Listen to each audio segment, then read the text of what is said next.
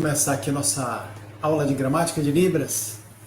Espero que você tire bastante proveito, tá? E obrigado por estar assistindo ao nosso curso. Bom, então, começando aqui pelos 5 fundamentos da Libras, na apostila, logo no começo, você vai poder ver aqui esse conteúdo. Os 5 fundamentos principais da Libras, tá? Então, esses são os essenciais. Nós podemos ver aqui, ó, primeiro, o uso do espaço gramatical, depois nós temos o uso do corpo, depois nós temos o espaço referencial, os tipos de verbos, e por último, os tipos de frases. Então, vamos apenas falar os pontos, o ponto principal de cada um, né? O que seria cada um deles, tá?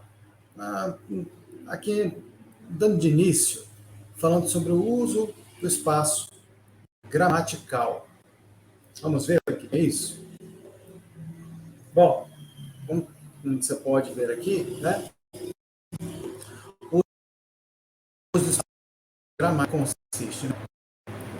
É isso que você tem disponível para se comunicar em Libras, seja para conversar com o surdo, ou seja para fazer um trabalho de interpretação, tá? É o seu espaço físico, é o que você tem ali disponível. Quando você está, por exemplo, numa palestra ao vivo, ali do lado do palestrante, você tem um espaço amplo, você consegue trabalhar melhor, usar os classificadores, usar as suas expressões corporais, faciais, da melhor forma possível, porque você tem espaço para trabalhar. Lógico, né? Dentro ali do equilíbrio. E temos também um espaço intermediário. Aqui embaixo, né, você pode ver aqui no slide, as figuras que mostram desde o espaço mais amplo possível, que é estar numa palestra, até o espaço intermediário, restrito e altamente restrito. Eu já expliquei aqui o amplo, né, que é o melhor que se tem, que é estar numa palestra, em cima de um palco, perto do palestrante, e ali você tem todo um espaço para trabalhar, mais confortável. O espaço intermediário é quando você tiver uma gravação de um vídeo, como este, né, onde eu tenho um espaço um pouco menor. Eu não posso me expressar tanto, porque senão minha mão vai sair da câmera, então eu tenho que ficar me controlando, né? Tem um espaço ainda restrito, que é a terceira figura, né? Da esquerda para a direita, a terceira figura, espaço restrito. Então, é um espaço ainda menor. Quando eu estou aqui numa webconferência com outra pessoa, ou interpretando, né, uma terceira pessoa, então o espaço tende a ser menor. É onde eu tenho que ter mais controle, domínio do que eu estou sinalizando para não perder, que o surdo não perca a informação. Parece detalhe demais que eu estou falando aqui, espaço gramatical, mas é importantíssimo. Nós temos que dominar tudo em nossa volta para que a gente possa fazer um bom trabalho, entendeu? Para que o surdo não tenha carência de informação, prejuízo nas informações. Entende? Então, saber controlar até mesmo o espaço onde vamos trabalhar é importante, não é irrelevante. Tá? Temos o espaço altamente restrito, que é, por exemplo, conversar pela tela de um celular.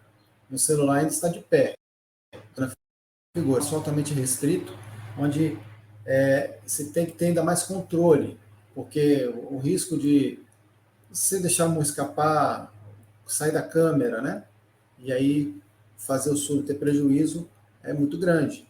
Então, então não dá para mim ter a mesma qualidade nos meus sinais, na minha tradução, ou ao passar alguma informação para o surdo, dentro de um espaço muito restrito, como eu teria um espaço mais amplo. Não, dá para você ter a mesma qualidade no espaço mais amplo, como também no espaço restrito. Tudo vai depender do domínio que você tem dos dois idiomas, ok?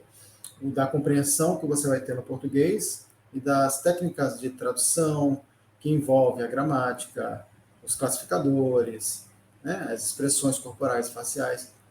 Você tem que dominar esses aspectos de uma maneira excelente para que você possa ter a mesma qualidade que você teria no espaço mais amplo.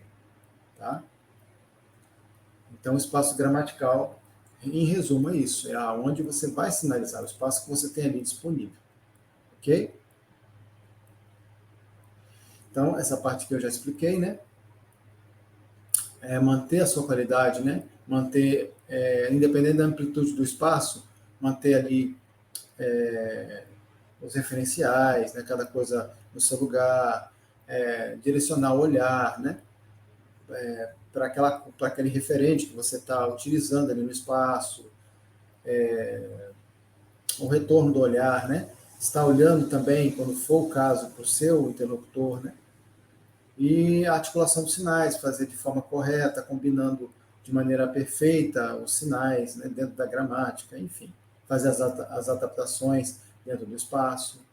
Então, isso tudo envolve treino, domínio. Ok? E dentro do espaço, independente de qual ele seja, amplo ou restrito, acontece ali um fenômeno que se chama linearidade, simultaneidade. Também não é um mero detalhe, não são dois meros detalhes, mas sim um fenômeno que nós devemos nos atentar, porque isso vai nos ajudar a nos policiar, a estar ciente do que estamos fazendo. O que é linearidade, por exemplo? Como está dizendo aqui na nossa apostila, nosso slide também. Linearidade é a sequência dos sinais. É você estar ali sinalizando um sinal após o outro. Isso é uma linearidade.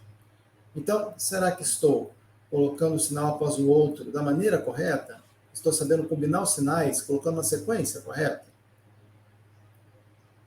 Então, não é um mero detalhe, né? O outro, simultaneidade, que ao mesmo tempo que eu estou ali passando sinais após o outro, cada sinal que eu estou colocando, ele está transmitindo uma informação, tá? Como no caso aqui, eu amo você. É uma frase pequena, mas que tem os dois fenômenos. Ao mesmo tempo que está acontecendo a linearidade, está acontecendo a simultaneidade. Ok? Está informando que alguém ama alguém. Está informando. Cada palavra está tendo uma informação. O outro exemplo aqui dessa ilustração, onde aqui a intérprete, né, nesse quadro, está mostrando, né? Eu nada ajudar. Também é uma frase curta, mas que demonstra os dois fenômenos, a linearidade e a simultaneidade. Ao mesmo tempo que ela está fazendo uma sequência de sinais, eu nada ajudar, nada ajudar, então, ao mesmo tempo, ela está passando aqui a informação, que, no caso, eu a nada ajudar. Então, os três combinados, o surdo vai entender. Os três que estão na ordem perfeita vai fazer com que o surdo entenda a informação. Agora, se a linearidade ali é trocada, troca um sinal de lugar com outro, bota por exemplo, ajudar no início, o eu no final, vai provocar uma certa confusão. Não está na linearidade correta. Então, ele tem que estar ali na linearidade. Entendeu? Então, esses dois fenômenos acontecem. A linearidade e a simultaneidade. Ao mesmo tempo que você está colocando um sinal após o outro, cada sinal está passando uma informação. Então, por isso a gente tem que sempre se atentar se estamos fazendo da maneira correta, quando estamos sinalizando. Estamos respeitando a gramática?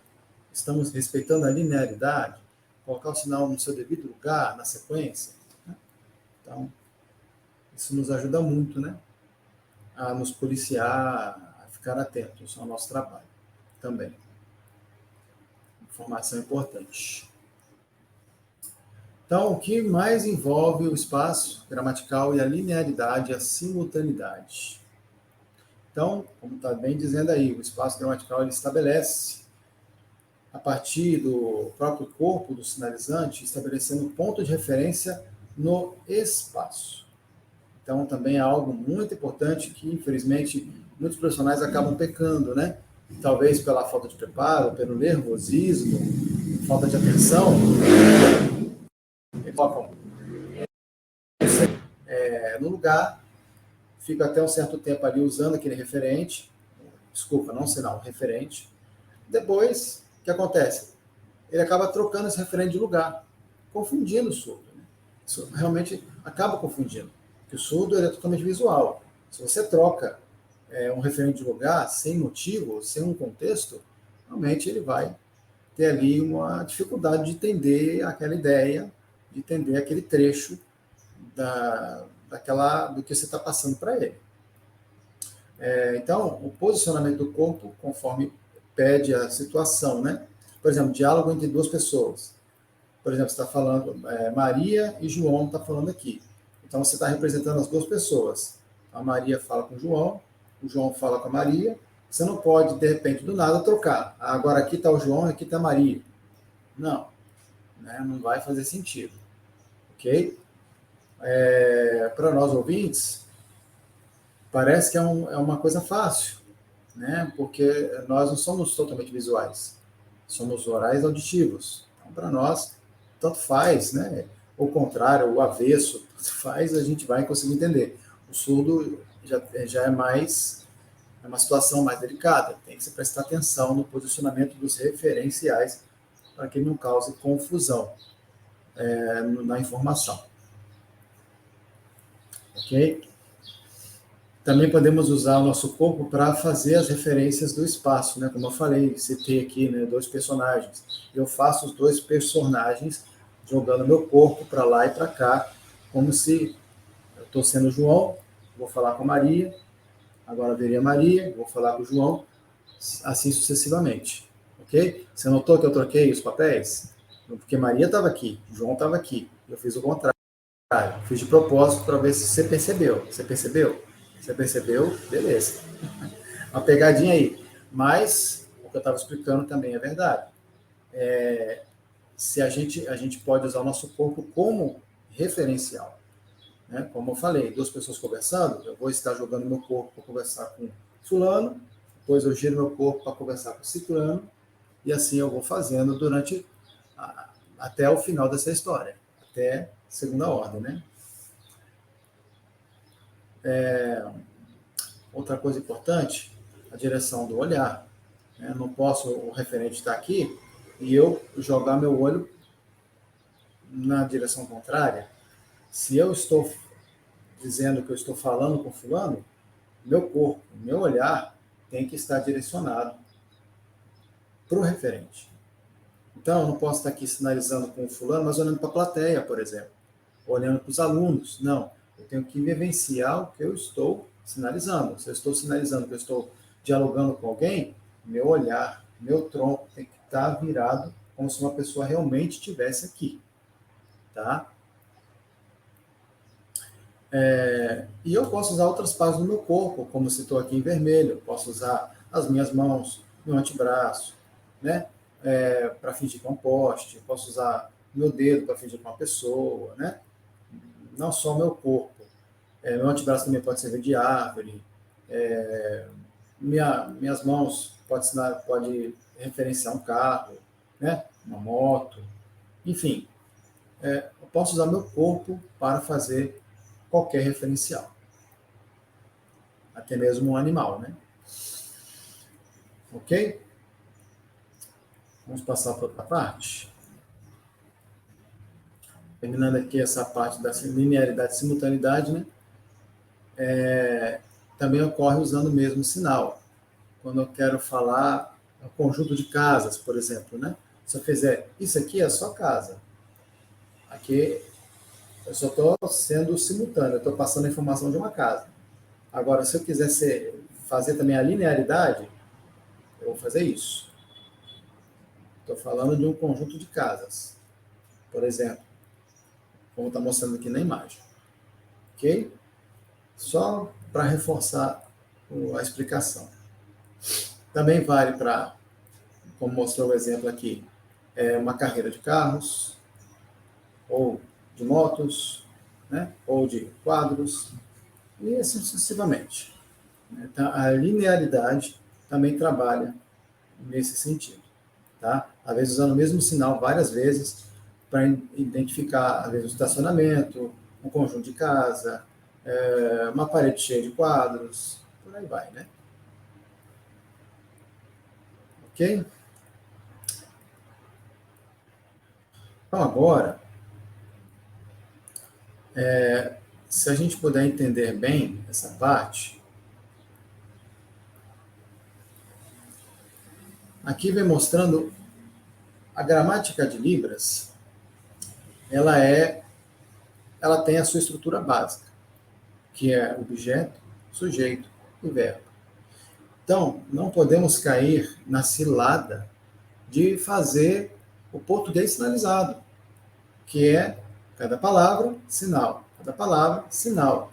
Em nenhuma interpretação ou mesmo tradução, realmente, isso não tem sentido.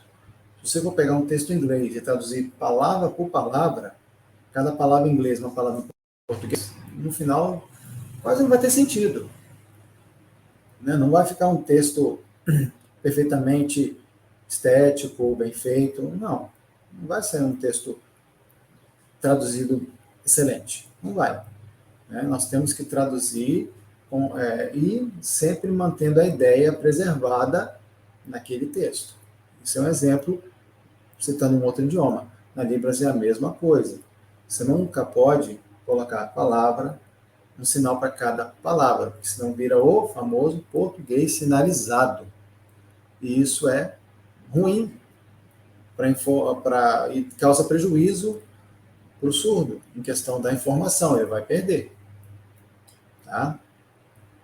Como mostrei aqui, ó, se formos fazer, no caso aqui a frase, o menino pulou do telhado. O surdo, vamos botar duas coisas importantes aqui. Primeiro que o surdo é visual.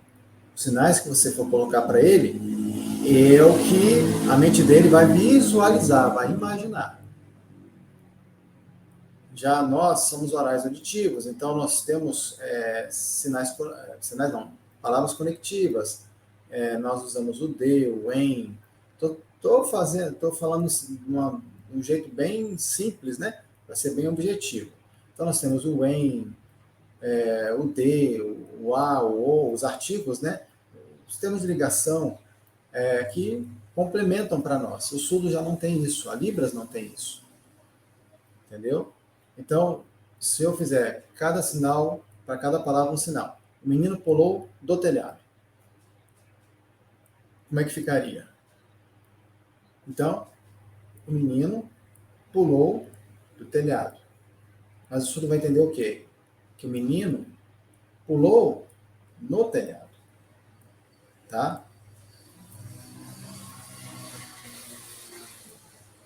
Ok? Como você está vendo aí, ó. Ele estava aqui, aí o que ele imaginou? O menino pulou no telhado. Então o menino estava aqui embaixo, ele vai imaginar, e de repente,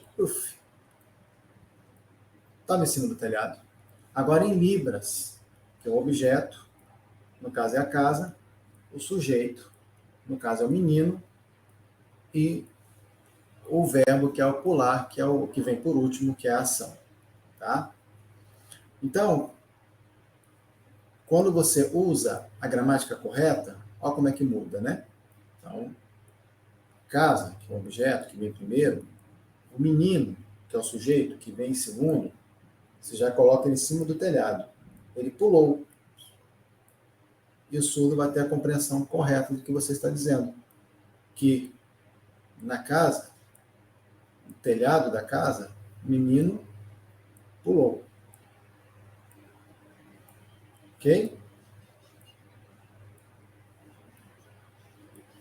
Então, esmiuçando, detalhando um pouquinho mais sobre a gramática básica da Libras, nós vemos o quê?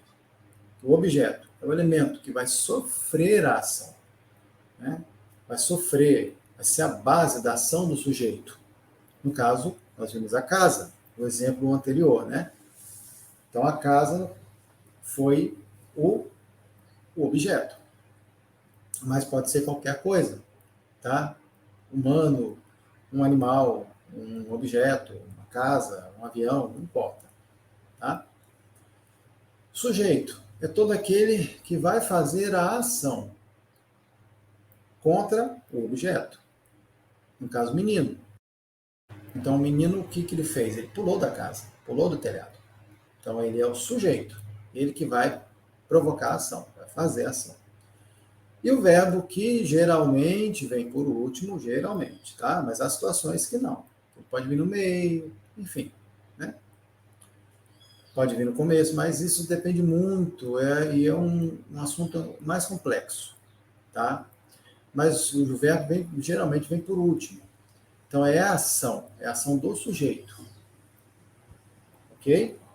Então, objeto é o que vai sofrer a ação, o sujeito é que vai provocar a ação, e o verbo é a própria ação do sujeito. Mas, como eu falei no início, né, que está frisado aqui por último, essa ordem gramatical sofre variações, existem variações, tá? Existem sujeito, verbo, objeto, e entre outras, tá? Mas aqui vamos nos ater apenas ao básico, ok? Depois, com o passar, nós vamos nos aprofundando. Tá? Então, essa foi a nossa parte da gramática de Libras. Agora nós vamos aqui ver sobre um pouco da algumas técnicas de tradução e interpretação de Libras, no caso, a interpretação, ok? A interpretação, ela compõe-se de várias técnicas, vários métodos para poder interpretar. E nessa aula você está uma técnica, no caso, os hipônimos e os hiperônimos. Então, é uma técnica que consiste em quê? Dependendo do que você está traduzindo, ou até mesmo se comunicando com o surdo, né? Mas vamos focar aqui na tradução. Você está, o professor, por exemplo, numa aula, numa palestra, está falando ali sobre uma determinada classe de alguma coisa. A classe do reino animal. Então, é o reino animal. Então, grupo de animais. Alguns lugares faz animais assim, tá? Outros faz assim. Eu vou ficar com esse, tá? Então, reino animal. Ok? Então, eu generalizei. Eu usei um hiperônimo. O que é um hiperônimo? Quando a gente ouve a palavra hiper, desculpe, hiper é muito, é algo grande. Então, é algo que vai abranger mais coisas, tá? Como reino animal. Quando se fala em reino animal, fala de várias coisas, de vários grupos, várias classes de animais, mas eu generalizei tudo num grupo só, o reino animal. Isso é um hiperônimo, tá? Agora, os hipônimos. Hipo é pouco, tá? Hipo é pouco. Então, hipônimos é uma classe menor. Então, por exemplo, estou licitando, o professor está falando sobre o reino animal.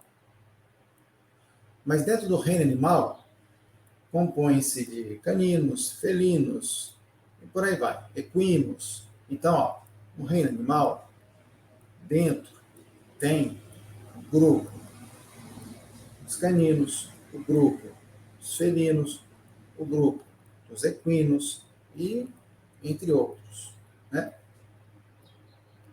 Tá vendo? Então, numa frase eu consegui usar os dois. Mas em que outras situações eu posso encaixar o hiperônimo ou o hipônimo? Por exemplo, às vezes nós não sabemos o hiperônimo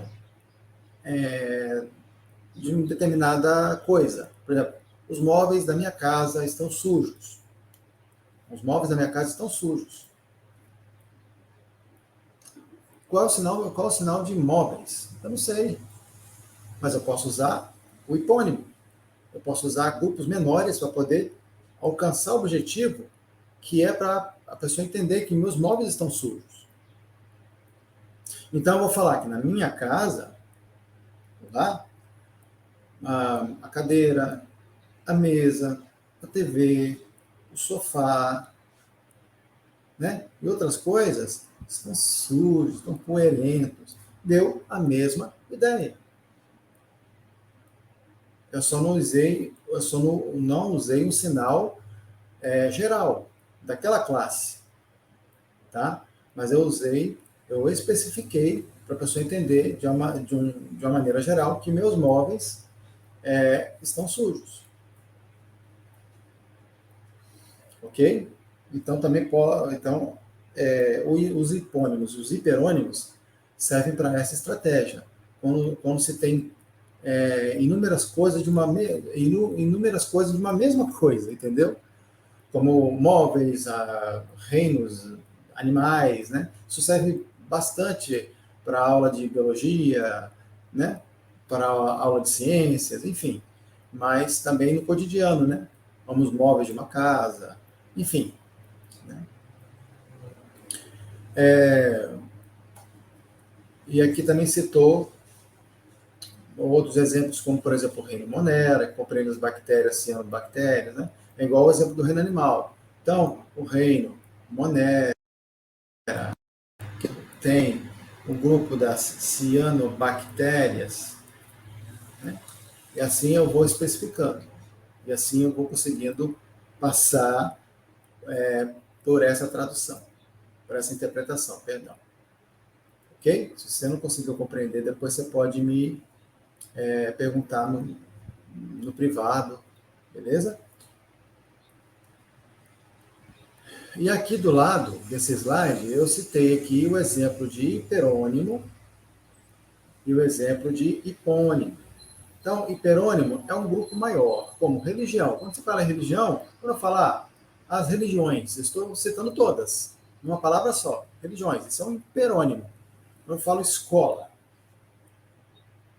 se eu falo só escola isolado, eu posso estar referindo a todas as escolas, a qualquer escola, eu estou citando uma classe, um jogo, um animal, né? E assim sucessivamente. Ferramentas. Ah, minhas ferramentas, eu perdi minhas ferramentas. Né? Ah, ferramentas, todas, eu perdi. Mas eu não sei o sinal de ferramentas. Ah, mas eu sei o que é um martelo, uma chave de fenda, eu sei o que é, enfim, uma régua. Então, eu posso especificar para a pessoa entender que eu perdi as ferramentas. Então, ó, martelo, a régua, chave de fenda, tudo, ó, eu perdi. Vai dar a mesma ideia, ok? Então, é uma estratégia muito boa.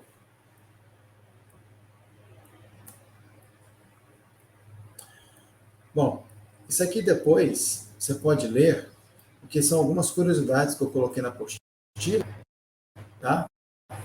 Sobre a língua brasileira de sinais. Então, nessa apostila, cada apostila que eu for lançando, eu vou colocar ali uma curiosidade sobre a língua de sinais, ou sobre o surdo, sobre qualquer assunto que envolva isso, que envolva esse tema, ok? Para enriquecer mais o, o conhecimento de vocês no assunto, tá bom? Então, vou deixar para você ler aqui, tá? Não é tarefa, é mais para título de conhecimento, ok? Também, também a título de conhecimento, diferenças entre Libras e português, vou deixar para você ler. Qualquer dúvida pode me perguntar, tá bom? Diferenças entre Libras e o português. Também a título de conhecimento, eu botei para enriquecer o conhecimento de vocês, tá? Então é isso. Essa foi um resumo da nossa aula. Lógico, né? Que teve. Nossa aula foi bem mais extensa por ter atividades, né? Eu dei tempo para eles poderem fazer atividades, corrigir as atividades das alunas, tá? E por isso que durou um pouco mais de tempo. Beleza? Então, obrigado. Até a próxima aula. Qualquer coisa, estou à disposição. Tá? Um abraço.